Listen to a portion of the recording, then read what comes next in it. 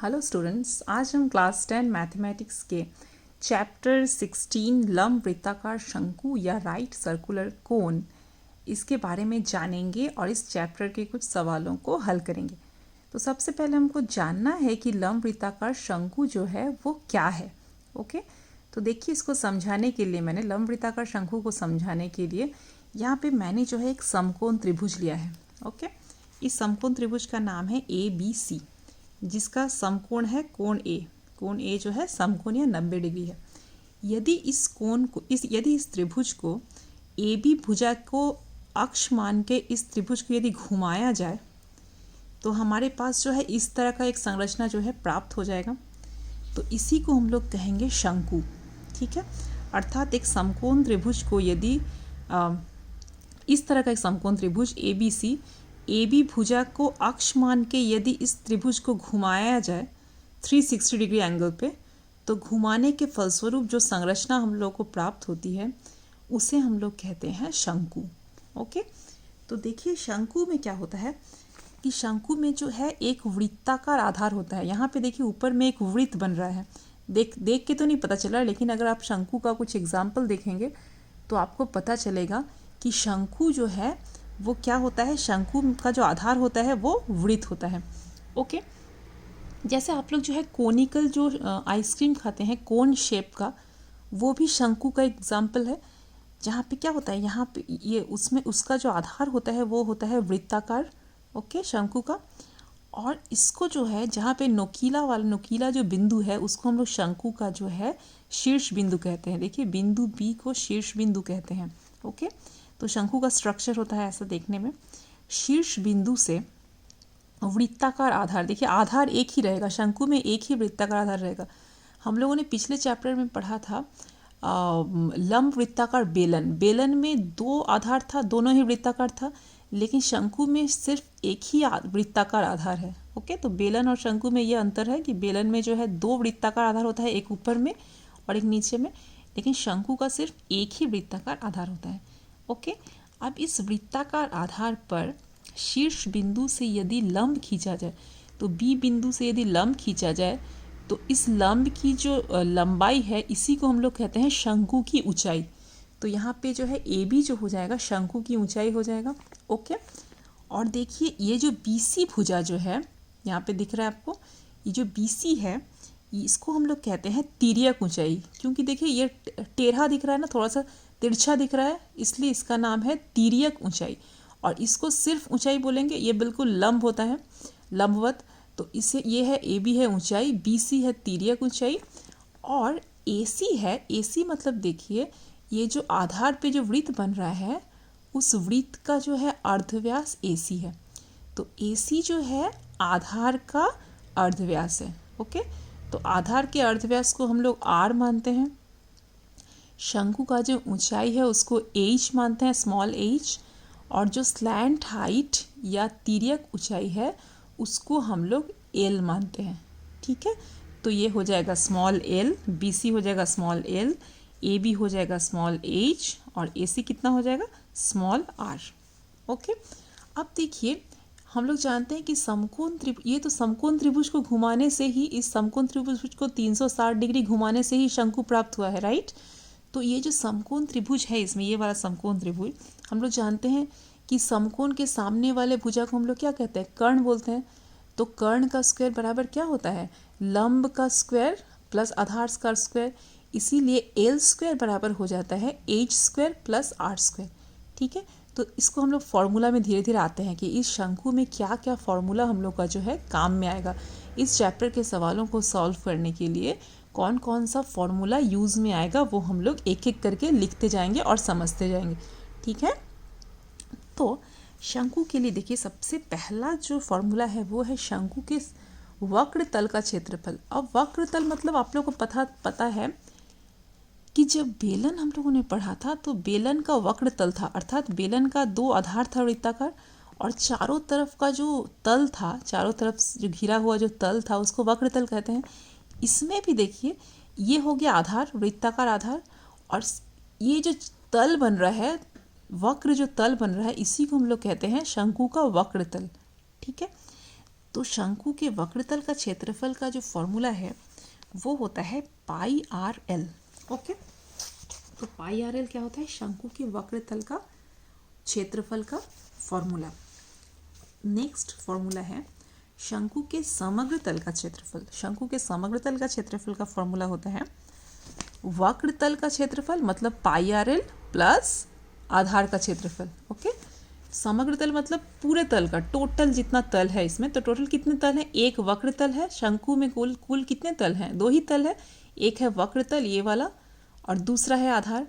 तो समग्र तल का क्षेत्रफल हो जाएगा वक्र तल का क्षेत्रफल प्लस आधार का क्षेत्रफल। तो देखिए समग्र तल का क्षेत्रफल बराबर पाई आर एल, पाई आर एल मतलब वक्र तल का क्षेत्रफल प्लस आधार का क्षेत्रफल। तो आधार का क्षेत्रफल कितना होगा? इसका आधार जो है वो वृत्त है, तो वृत्त का क्षेत्रफल ही आधार का क्षेत्रफल होगा।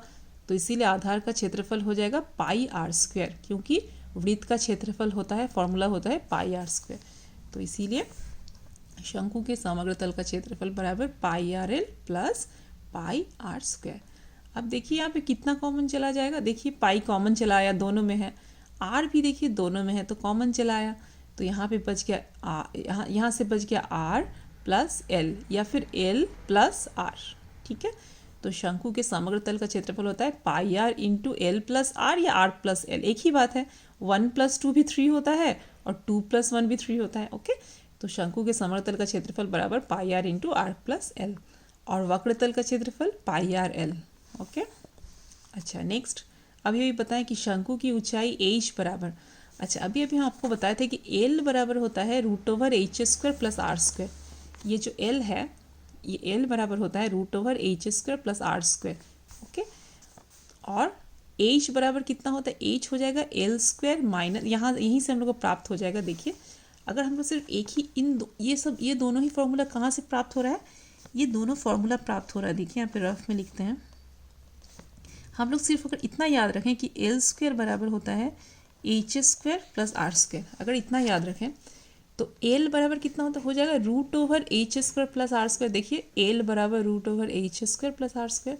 अच्छा यहाँ से देखिए h बराबर कितना हो जाएगा? देखिए h² बराबर कितना होगा? l² minus R square. अगर आर स्क्वायर को इधर ले आए तो h बराबर l² माइनस आर स्क्वायर का रूट। तो देखिए ये भी आ गया। अब अगर यहाँ से हम r सिर्फ ये फॉर्मूला अगर याद रखें l² बराबर h² प्लस आर स्क्वायर, तो यहाँ से r भी कैसे निकल जाएगा? r बराबर हो जाएगा √l² माइनस कितना हो जाएगा? h²। ओके, तो एक ही फॉर्मूला से ये 3 फॉर्मूला आ गया। ठीक है, अच्छा अब हम बढ़ते हैं चैप्टर की तरफ। तो सबसे पहले चैप्टर 16 को देखते हैं। ओके, तो चैप्टर 16 में क्वेश्चन नंबर 1 देखते हैं। क्वेश्चन नंबर 1 क्या कहता है?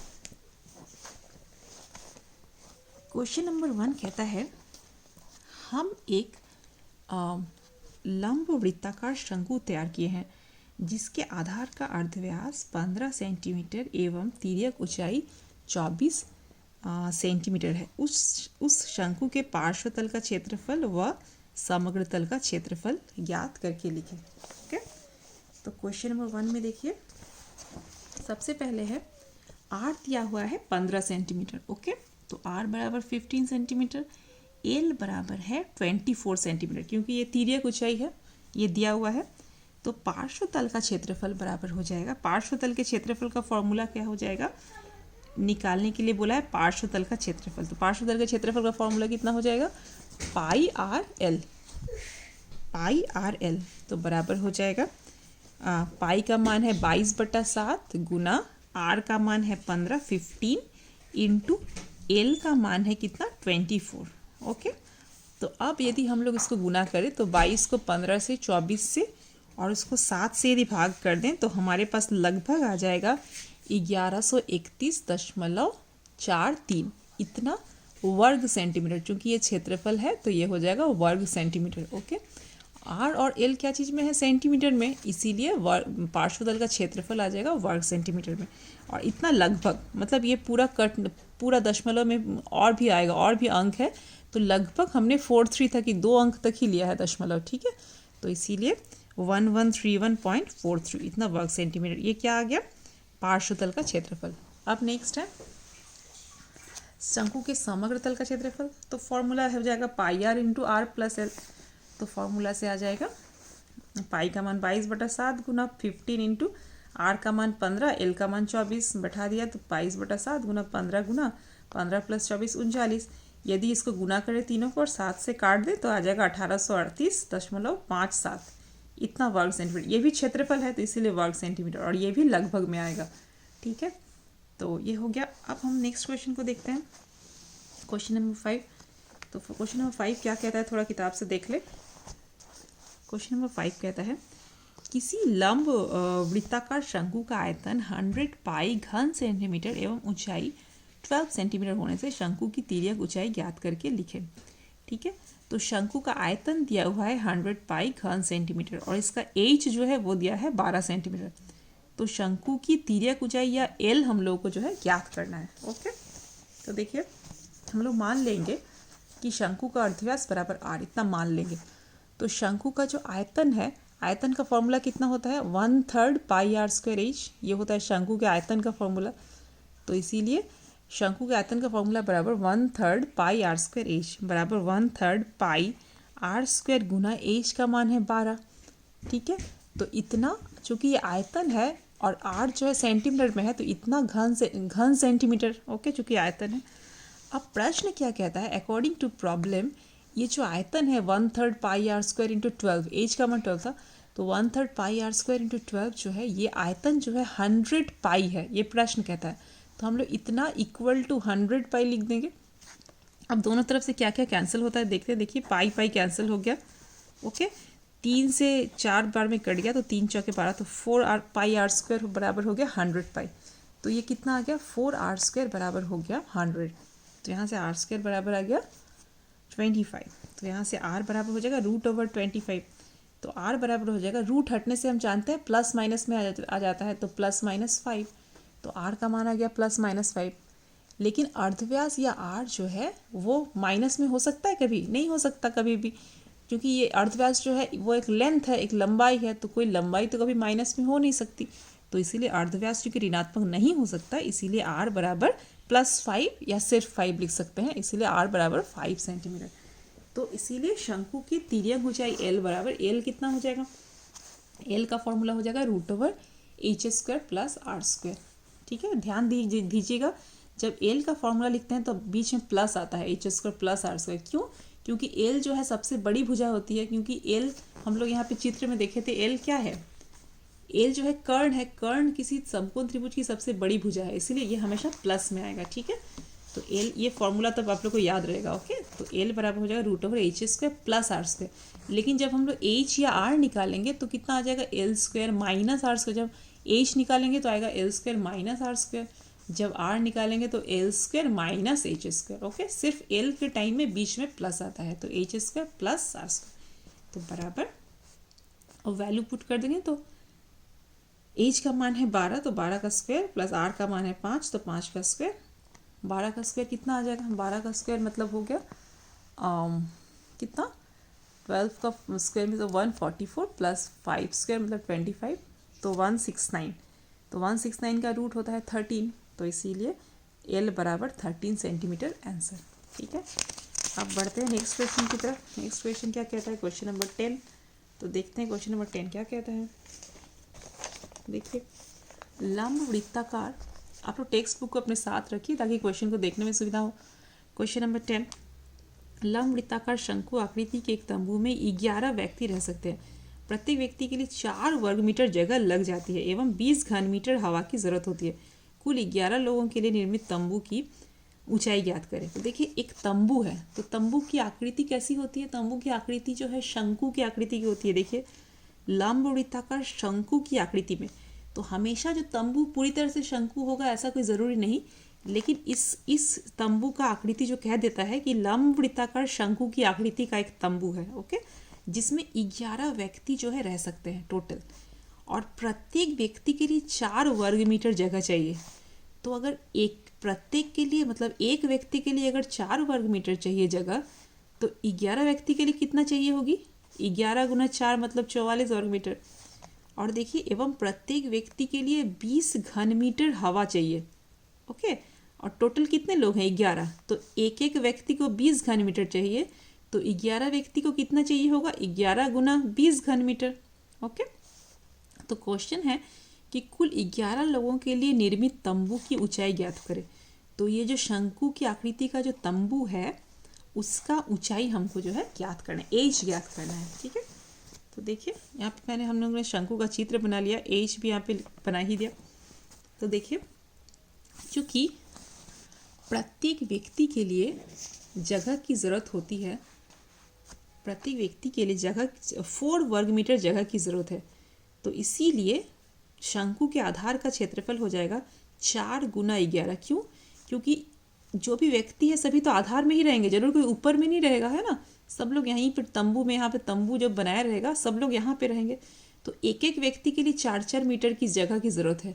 तो टोटल 11 लोग हैं, तो 11 गुना 4 मतलब 44 वर्ग मीटर। अब वर्ग मीटर मतलब क्षेत्रफल की बात हो रही है, तो इसीलिए आधार का क्षेत्रफल कितना हो जाएगा, शंकु के आधार का क्षेत्रफल हो जाएगा 44 वर्ग मीटर।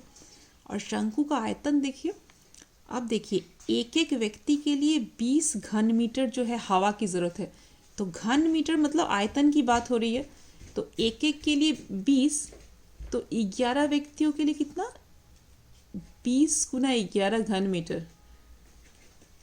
ओके, तो 11 गुना 20 करेंगे तो 220 घन मीटर। तो ये घन मीटर मतलब ये जो है आयतन है। ठीक है, तो इसीलिए शंकु का आयतन हो गया 220 घन मीटर। ये आप लोगों को हमेशा जो है इकाई से समझना है। ठीक है, जब घन मीटर की बात होगी तो आयतन की बात हो रही है, जब वर्ग मीटर की बात होगी या वर्ग सेंटीमीटर की बात होगी तो क्षेत्रफल समझ लेना है। ओके आप लोगों को, तो शंकु का आयतन हो जाएगा 220, क्योंकि टोटल यहाँ पे 11 लोग हैं, तो एक लोग के लिए अगर 20 घन मीटर हवा की ज़रूरत है तो 11 लोगों के लिए टोटल इतना घन मीटर जो है हवा की ज़रूरत है। तो तंबू में इतना ही हवा है, मतलब इतना ही आयतन भी होगा तंबू का या शंकु का, तो इसीलिए शंकु का आयतन बराबर 220 घन मीटर। तो बस अब हम लोग मान लेंगे कि आधार का अर्धव्यास को r मान लेंगे और ऊंचाई को h मान लेंगे। तो आधार का क्षेत्रफल होता है पाई आर स्क्वायर, तो पाई आर स्क्वायर बराबर 44। जो आधार जो वृत्त होता है ना, तो वृत्त पाई आर स्क्वायर बराबर कितना आ गया, आधार का क्षेत्रफल देखिए 44 था, तो पाई आर स्क्वायर बराबर 44 वर्ग मीटर हो गया। अब देखिए according to problem 1/3 pi R square H, मतलब शंकु का जो आयतन है, ये फॉर्मूला वो बराबर कितना है 220 घन मीटर। हमने अभी अभी लिखा है ये कि शंकु का आयतन बराबर 220 घन मीटर, तो ये फॉर्मूला में पुट कर देंगे शंकु के आयतन का formula 1/3 pi R square H बराबर 220। तो यहाँ से 1/3 पाई का मान, पाई आर स्क्वायर का मान, पाई का मान नहीं, देखिए पाई आर स्क्वायर का मान हमको पता है, पाई आर स्क्वायर का मान कितना है 44, तो पाई आर स्क्वायर 44 गुना एच बराबर 220। तो वहाँ से एच का मान, एच को सिर्फ यहाँ रख देंगे, बाकी सब को उधर ले जाएंगे, तो एच बराबर 220 उतर गया। अब 1/3 था, 3 नीचे में था तो ऊपर गुना हो गया, बटा 44 ऊपर में था तो बराबर किधर गया तो नीचे हो गया। अब काटेंगे इसको हम लोग, तो काट के कितना आएगा, एच का मान आ जाएगा 15, तो इसीलिए तंबू की ऊंचाई जो है 15 मीटर। यही क्वेश्चन में यही पूछा था, तो आंसर हमारा आ गया। ओके, तो इस वीडियो में बस इतना ही, मिलते हैं नेक्स्ट वीडियो में। Thank you so much.